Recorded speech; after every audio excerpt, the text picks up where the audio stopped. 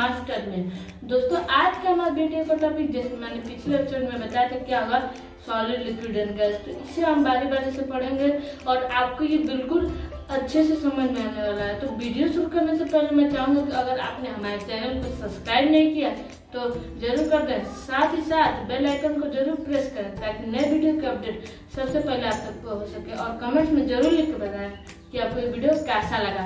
तो चलिए बिना टाइम वेस्ट किए हम अपना टॉपिक शुरू करते हैं। तो पहले हम टॉपिक अपना शुरू करेंगे, what factor govern the state of matter, यानी क्या क्या फैक्टर होते हैं जिससे हम 3 स्टेट ऑफ मैटर क्लासिफाई करते हैं, यानी सॉलिड, लिक्विड एंड गैस को। तो रिकॉल करें कि आप मैटर के 2 प्रॉपर्टी पढ़े हैं। पहला प्रॉपर्टी है कि 2 particle of matter attract each other, यानी जो मैटर का पार्टिकल होता है एक दूसरे को अट्रैक्ट करता है। और दूसरा प्रॉपर्टी क्या कहता था कि the particle of matter are constantly moving, यानी मैटर के जो पार्टिकल होते हैं वो हमेशा मूव करते रहते हैं। इन दोनों से हम जो कि 3 स्टेट ऑफ मैटर क्लासिफाई करते हैं। तो पहले आप यहाँ ध्यान दीजिए कि ये जो दोनों हैं ये अपोजिंग फैक्टर हैं, यानी अगर एक बढ़ेगा तो दूसरा घटेगा। जैसे अगर किसी मैटर में जो कि फोर्स ऑफ अट्रैक्शन, जो उसके पार्टिकल में फोर्स ऑफ अट्रैक्शन बहुत ज़्यादा होगा तो वो फ्रीली उतना मूव नहीं करेंगे। अगर वो फ्रीली मूव करेंगे ज़्यादा तो फोर्स ऑफ अट्रैक्शन जो है कि बहुत कम होगा। यानी अगर काइनेटिक एनर्जी बढ़ेगा तो फोर्स ऑफ अट्रैक्शन कम होगा, जिससे हम जो है कि फोर्स ऑफ अट्रैक्शन कम होगा। और अगर फोर्स ऑफ अट्रैक्शन बढ़ेगा तो काइनेटिक एनर्जी यानी फ्रीली मूव होना कम होगा। तो इन तीनों से हम सॉलिड, लिक्विड एंड गैस को क्लासिफाई करते हैं। तो पहले देखते हैं सॉलिड। तो सॉलिड को इस आधार पर कैसे क्लासिफाई करते हैं, तो इसे पहले ध्यान दीजिए। तो फोर्स ऑफ अट्रैक्शन जो होता है सॉलिड में, यानी इंटरमॉलिक्यूलर फोर्स, वो बहुत ही स्ट्रांग होता है और इसी वजह से जो है कि वो उतना कॉन्स्टेंटली मूव नहीं करते हैं, यानी उनमें काइनेटिक एनर्जी लो होता है। और लिक्विड में क्या होता है कि ये मॉडरेट होता है, यानी फोर्स ऑफ अट्रैक्शन भी मॉडरेट होता है और जो आपका काइनेटिक एनर्जी यानी कॉन्स्टेंटली मूविंग, फ्रीली मूविंग, ये भी कांस्टेंट होता है। यानी सॉलिड से कम होता है फोर्स ऑफ अट्रैक्शन, लेकिन सॉलिड से जो फ्रीली ऑफ मूविंग बॉडी है तो वो ज़्यादा होता है। और गैस में क्या होता है कि जो फोर्स ऑफ अट्रैक्शन होता है नेग्लिजिबल होता है, यानी होता ही नहीं है, इसलिए वो हमेशा फ्रीली मूव करते हैं, इसलिए उनमें काइनेटिक एनर्जी बहुत ही ज़्यादा होता है। तो पहले हम देखते हैं सॉलिड स्टेट के बारे में। तो जैसे आपने पढ़ा कि सॉलिड में जो फोर्स ऑफ अट्रैक्शन होता है वो बहुत ही ज़्यादा होता है, स्ट्रॉन्ग होता है, लेकिन काइनेटिक एनर्जी यानी जो कांस्टेंट मोशन है यानी फ्रीली मूविंग, वो बहुत ही कम होता है। बस इतना ही स्पेस होता है कि एक पार्टिकल और दूसरे पार्टिकल के बीच में इतना ही स्पेस होता है कि वो दोनों बस वाइब्रेट कर सकते हैं, बस इतना स्पेस होता है। तो सॉलिड क्लियर है। अब कैरेक्टरिस्टिक की ओर इसके बढ़े। तो पहला कैरेक्टरिस्टिक आता है कि solid have definite shape and volume, यानी सॉलिड का एक डिफिनिट शेप होता है और एक डिफिनिट वॉल्यूम होता है। जैसे अगर ये जो आप देख रहे हैं थिंग्स, इसमें जो है कि ये सभी सॉलिड्स हैं, तो ये अगर बॉल है तो ये इसका एक डिफिनिट शेप है और मैं इससे इस जगह रखूँ तो एक डिफिनिट वॉल्यूम यानी एक डिफरेंट एरिया ये ऑक्यूपाई कर रही है, या ये जो टॉय है ये इसका एक डिफरेंट शेप है, ये बदलने वाला नहीं है। और अगर मैं इसे यहाँ रखूँ तो ये एक डिफरेंट वॉल्यूम या डिफरेंट एरिया ही ऑक्यूपाई करेगा। और मेरी जो ये वॉच है इसका भी जो है कि डिफरेंट इरेगुलर शेप है, लेकिन अगर मैं इसे टेबल पर डिफरेंट शेप है और इसे मैं टेबल पर रखूँगा तो ये एक स्पेसिफिक एरिया यानी एक डिफरेंट एरिया ही ऑक्यूपाई करेगा। सॉलिड आपको क्लियर है कि डिफरेंट शेप और उसका वॉल्यूम होता है। ऐसा क्यों होता है? क्योंकि इसमें फोर्स ऑफ अट्रैक्शन बहुत ही ज़्यादा होता है और जो एक पार्टिकल से दूसरे पार्टिकल का स्पेस होता है वो बहुत ही कम होता है। तो आप सोच रहे होंगे क्या शुगर भी सॉलिड है? क्यों आप ऐसा क्यों सोच रहे हैं? कि आप सोच रहे कि इसे मैं जार में भी तो रख सकता या किसी भी कंटेनर में रखूँगा तो उसका शेप ले लेगा। तो शुगर एक सॉलिड है, ऐसा क्योंकि उसके एक क्रिस्टल जो होगा वो एक डिफरेंट शेप का होगा और जो अगर कहीं रहता है तो एक डिफरेंट एरिया ही ऑक्यूपाई करेगा। चाहे यहाँ रखिए कहीं भी रखिए, डिफरेंट एरिया और डिफरेंट शेप हो गया। तो पहला प्रॉपर्टी क्लियर है। अब सेकेंड प्रॉपर्टी की ओर बढ़ते हैं। तो solid are rigid and incompressible, यानी सॉलिड जो होते हैं इनकम्प्रेसिबल होते हैं, यानी उन्हें कंप्रेस नहीं किया जाता है, किया जा सकता है। वो स्लाइटली तो कभी जनरली इनकम्प्रेसिबल होता है, लेकिन कभी कभी स्लाइटली कंप्रेसिबल होता है। जैसे अगर ये टॉय है तो मैं इसे कंप्रेस करूँ तो ये कंप्रेस नहीं हो रहा है। ऐसा क्यों होता है? क्योंकि फोर्स ऑफ अट्रैक्शन एक पार्टिकल से दूसरे पार्टिकल के बीच में ज्यादा है, और जो यानी एक पार्टिकल से दूसरे पार्टिकल के बीच की स्पेस है वो जो है कि बहुत ही कम है, जिसकी वजह से जो है कि ये कंप्रेस नहीं हो सकता। क्लियर है दूसरा प्रॉपर्टी। अब तीसरी प्रॉपर्टी की ओर बढ़ते हैं। तीसरा प्रॉपर्टी है कि solid have a high density. अब डेंसिटी आप सोच रहे होंगे क्या होता है, तो डेंसिटी को डिफाइन करते हैं। Density defined as the mass per unit volume, यानी एक स्पेसिफिक वॉल्यूम में जितना मास होगा उसे हम डेंसिटी डिफाइन करते हैं। जैसे आपने जियोग्राफी में पढ़ा होगा कि this area of high density और इंडिया ऑफ हाई डेंसिटी, यानी डेंसिटी जो है कि डेंस से ही निकला है। डेंस क्या होता है? घना। तो डेंसिटी को हम हिंदी में घनत्व करते हैं, यानी एक स्पेसिफिक एरिया में जितना मास होगा उतना ही डेंसिटी होगा। अगर मास बढ़ेगा तो डेंसिटी भी बढ़ेगा। तो सॉलिड जो है कि फोर्स ऑफ अट्रैक्शन जो एक पार्टिकल और दूसरे पार्टिकल के बीच में फोर्स ऑफ अट्रैक्शन बहुत ही ज्यादा होता है, और इनके जो इंटरमॉलिक्यूलर स्पेस होता है वो बहुत ही कम होता है। तो इस वजह से इनकी जो डेंसिटी है बहुत ही हाई होती है। ये क्लियर है। और जो कि डिफ्यूजन होता है, इनमें डिफ्यूजन जरूरी नहीं होता है। ऐसा क्यों होता है? क्योंकि ये तो बस वाइब्रेट करते हैं, यानी सॉलिड जो है कि बस वाइब्रेट करते रहते हैं, एक पार्टिकल से दूसरे पार्टिकल के ऊपर कभी स्लाइड नहीं करता है। तो इस वजह से उनके जो कि डिफ्यूजन हम जनरली नहीं देखते हैं। क्लियर है तीसरा प्रॉपर्टी। अब चौथा प्रॉपर्टी देखेंगे। सॉलिड है high melting and boiling point, यानी सॉलिड का जो होता है बहुत ही ज्यादा मेल्टिंग और बॉइलिंग पॉइंट होता है। ऐसा क्यों होता है? क्योंकि आप रिकॉल करिए कि फोर्स ऑफ अट्रैक्शन और इंटरमॉलिक्यूलर फोर्स, यानी एक इंटरमॉलिक्यूलर स्पेस, यानी एक पार्टिकल से दूसरे पार्टिकल के बीच का स्पेस जो है कि बहुत ही कम होता है, फोर्स ऑफ अट्रैक्शन ज्यादा होता है। इस वजह से अगर आप मेल्ट करेंगे यानी उसे लिक्विड में बदलेंगे, और अगर बॉयल करेंगे तो गैस में बदलेंगे, तो जो है कि गैस क्या होता है फ्रीली मूव करता रहता है, और लिक्विड जो होता है मॉडरेट होता है। यानी तो उसे अगर हमें मेल्ट करना तो उसे हाईली हमें जो है कि टेम्परेचर देना होगा, जिसकी वजह से जो है कि वो मेल्ट हो, या बॉयल हो तो उसे और हाई टेम्परेचर देंगे ताकि वो जो है कि मेल्ट हो। तो ये आपको क्लियर है। अब आप सोच रहे होंगे कि स्पॉन्ज भी क्या एक सॉलिड है, जो कंप्रेसिबल में मैंने बताया, तो हाँ वो सॉलिड है। क्योंकि अगर आप सोच रहे हैं कि उसे हम जो कंप्रेस कर सकते हैं, तो ऐसा नहीं होता है। उसमें जो टीनी पोर्स होता है उसमें एयर भरा होता है, तो जब आप कंप्रेस करते हैं तो एयर एक्सपेल हो जाता है, बस इतना होता है। तो ये थी सॉलिड के प्रॉपर्टीज। एक और प्रॉपर्टी होता है सॉलिड का कि सॉलिड डू नॉट फ्लो, यानी सॉलिड फ्लो नहीं करता है। ऐसा क्यों होता है? क्योंकि जो है कि उनका डेंसिटी हाई होता है, यानी फोर्स ऑफ अट्रैक्शन भी ज्यादा होता है, और इंटरमॉलिक्यूलर स्पेस यानी एक पार्टिकल के और दूसरे पार्टिकल के बीच का स्पेस कम होता है, तो जिसकी वजह से उनका डेंसिटी हाई होता है, जिसकी वजह से वो जो है कि फ्लो नहीं करते हैं, और डिफ्यूजन भी इनमें नहीं होता है, मैंने बताया अभी।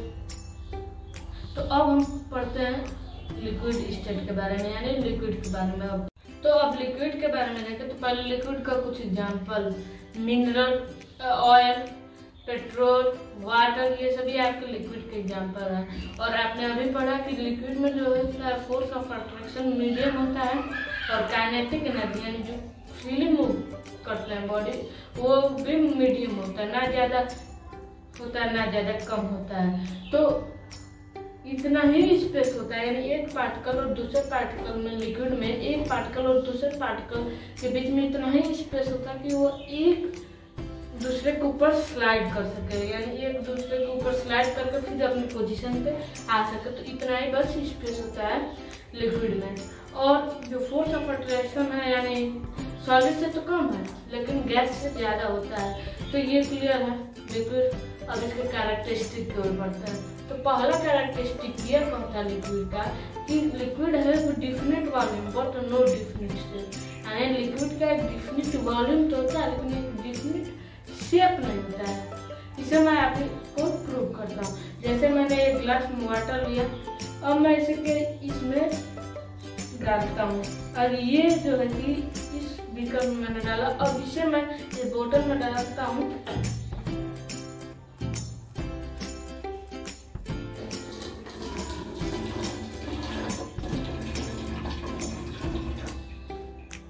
तो ये जो देखिए यहाँ वॉल्यूम उतना ही रहा लेकिन जो है कि शेप चेंज हो रहा है। इस यहाँ वाटर का शेप कुछ और था, यहाँ कुछ और यहाँ कुछ और है।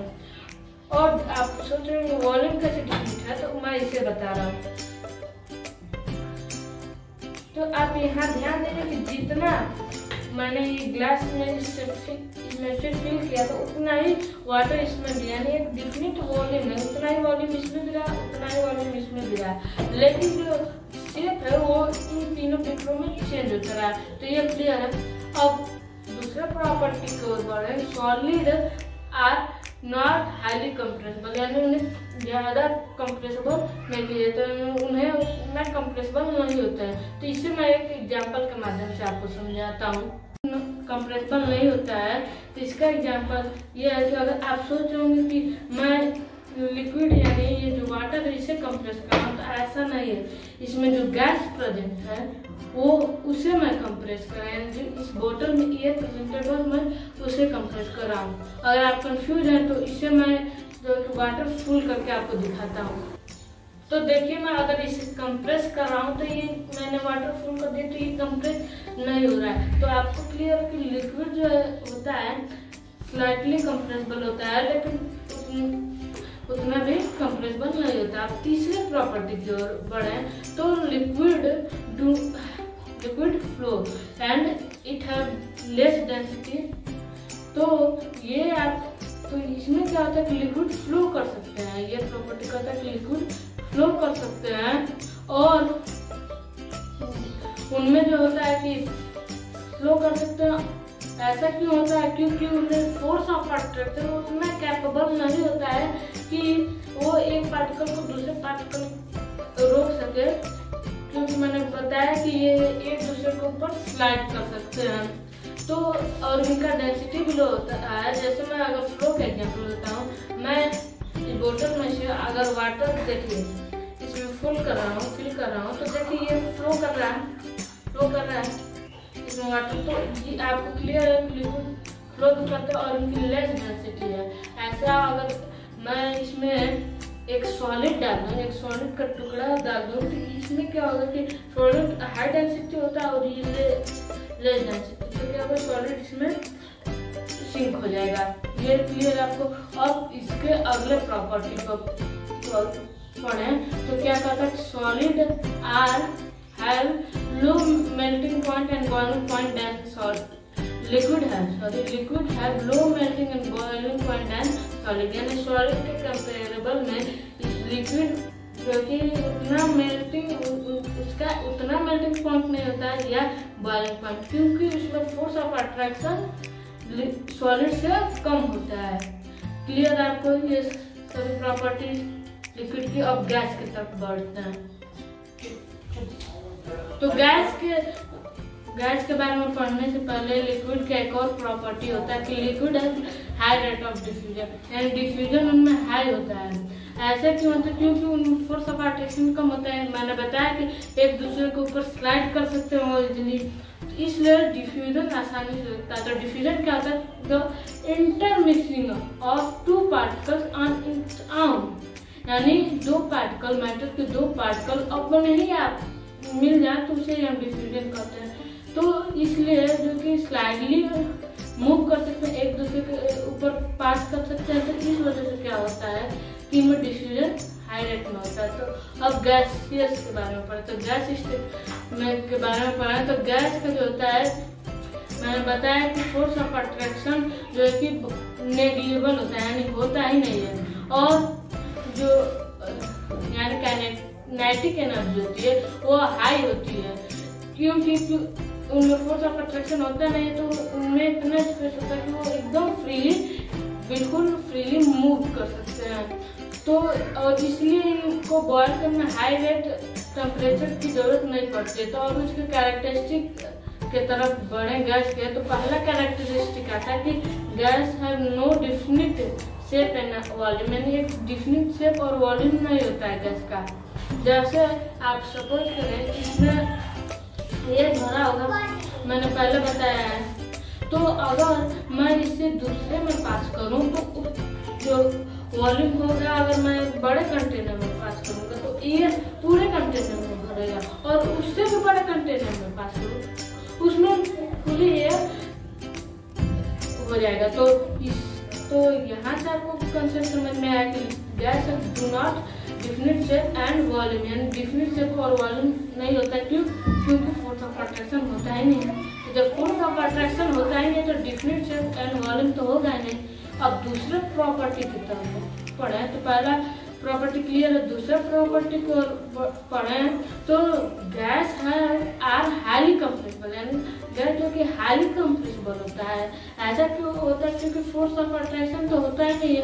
तो जैसे अगर मैं इस एग्जाम्पल के माध्यम से समझाऊं, जैसे इसमें तो आप बोतल खाली है, यानी पूरी तरीके से एयर भरा हुआ है, तो मैं इसे कंप्रेस आसानी से कर सकता हूँ। एक और एग्जाम्पल के माध्यम से अगर आपको समझाऊं